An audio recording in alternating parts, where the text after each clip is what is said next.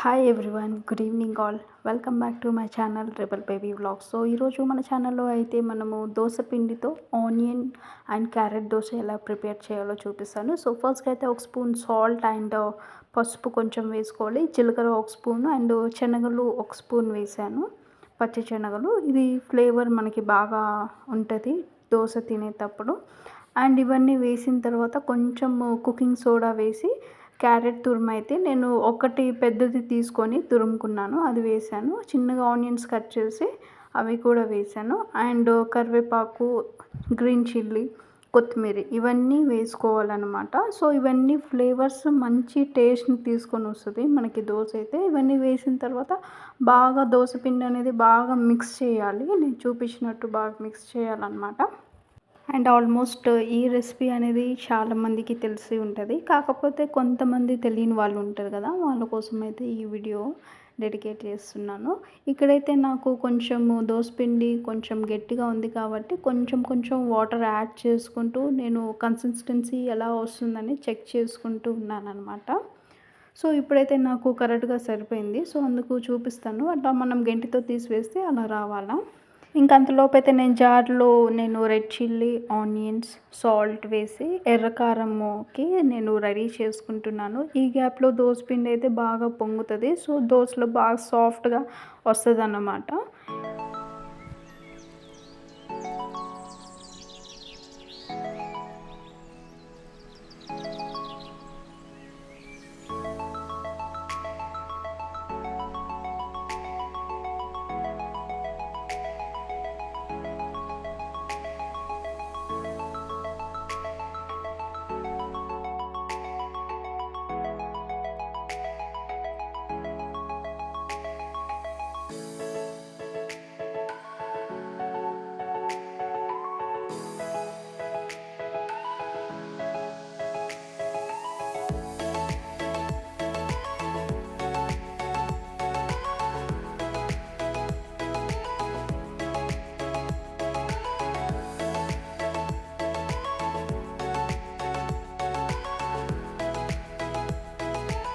So ఇక్కడైతే finally dosa అనేది complete అయిపోయింది. ఇక్కడైతే నేను వేడివేడిగా దోశ పెట్టుకొని ఎర్రకారం వేసుకొని కొంచెం గీ వేసుకొని తింటుంటే ఆ టేస్ట్ ఎంత బాగుంది తెలుసా.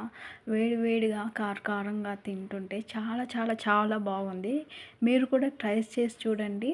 మీకు టేస్ట్ నచ్చితే ఇంకా డెఫినెట్లీ చట్నీ అనేది మర్చిపోతారు. ఎవ్రీ టైం దోశ చేసిన ప్రతిసారి ఎర్రకారం అయితే చేసుకొని తింటారు. ఈ రెసిపీ అయితే ఆల్మోస్ట్ నా ఫ్రెండ్స్ సర్కిల్కి అయితే చాలా చాలా చాలా ఇష్టము. చాలామంది ట్రై కూడా చేశారనమాట. ఇంతటితో అయితే నా వీడియో ఎండ్ చేస్తున్నాను. So keep on watching for next video. Until that stay tune, take care, bye everyone.